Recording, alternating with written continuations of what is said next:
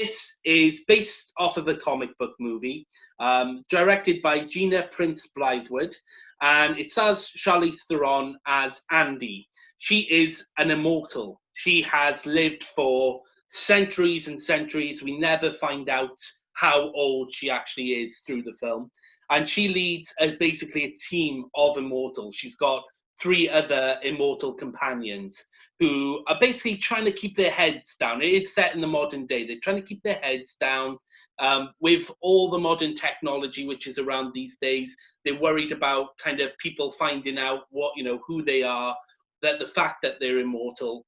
And they get drawn into a sort of conspiracy when one of the immortals, played by Matthias Schoeneritz, or however you pronounce his surname, I'll butcher that either way, who I love as well, he's a great actor. He draws them to the attention of a CIA operation to save some girls which have been kidnapped in Africa, in Sudan. And it turns out that it's a trap, that it's actually the government testing their immortal powers. And from there, they are on the run from the government, who want to harness their immortality to save the world and cure diseases. Meanwhile, you have a new immortal on the scene, played by Kiki Lane, who's fantastic as well. She plays Nile. She's a soldier in Afghanistan, and she's killed in action, but suddenly wakes up. And the kind of group of immortals also have to track her down to bring her into the fold, protect her from the government danger, and to basically talk her through, what life as an immortal actually is. Here's a clip.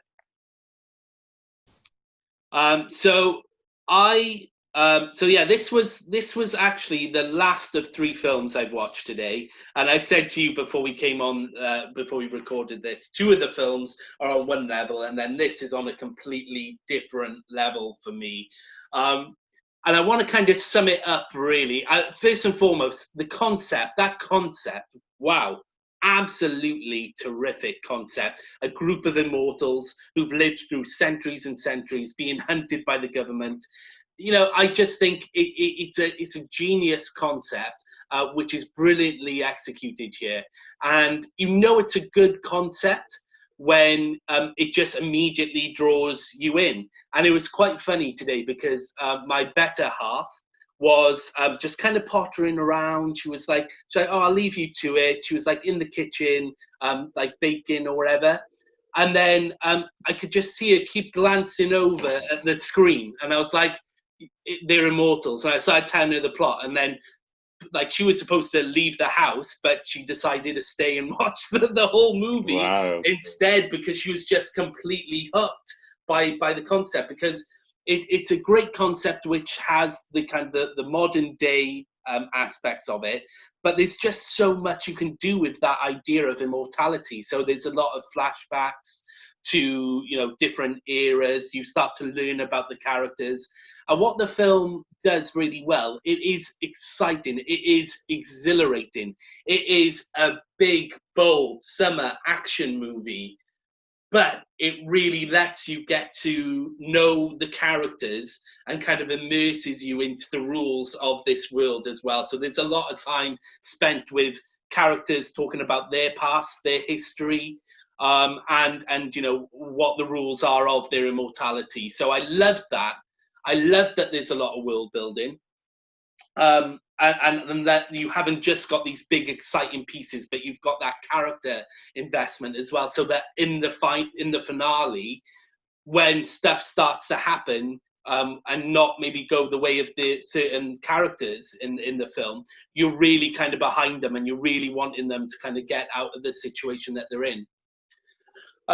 So that all, from my perspective, that stuff is terrific. The fact that it blends action and character development really, really well. You've got these fantastic performances, throughout it. Charlize Theron, I think she is just a great action star. She's fantastic because she does it all. We've seen her in Monster.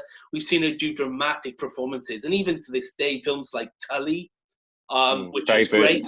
Very versatile. Tully was great. Then you've got her in Long Shot, where she's doing all-out comedy, and she's fab in that. And then she jumps from Long Shot to The Old Guard, where she's literally just kicking ass and taking names. She is astonishing, and I love the supporting cast as well. And it just comes back down to that concept for me. It's just such a great concept, and they've already announced that, you know, they're not just planning for a sequel, they're planning for a franchise of this. And it is a rare situation where I watched it and I kind of knew they set up certain stuff in this film where I was like, oh, they're immediately setting the sequel up here by introducing certain characters. You know, they're kind of aiming for a sequel there. And there is a post-credit scene, so definitely, you know, stay put for the post-credits, which basically blatantly says, yes, there is going to be The Old Guard 2 and maybe 3. And I'd be up for that. I really would, because it is something original. Even though it's an action flick, it felt like a breath of fresh air, because, you know, they are superheroes in a sense, but it's not your usual kind of superhero movie. And I just loved it. I thought it was terrific. The soundtrack is brilliant. And I cannot wait for you to watch it, because I know, I just got that feeling that you're going to really, really love it. It's very high up in my list. Not quite in my top 10, but very high up in my list of films of 2020 so far. Certainly the best blockbuster of the year so far. And I know they've been few and far between. But fair play to Netflix. With this and Extraction, they have put two really solid blockbuster movies to get us through lockdown. So I'm really appreciative of it. It's called The Old Guard. It's on Netflix now. It's a really great popcorn movie, and I think it's going to do really, really well. Give me the sequel now. Can't wait.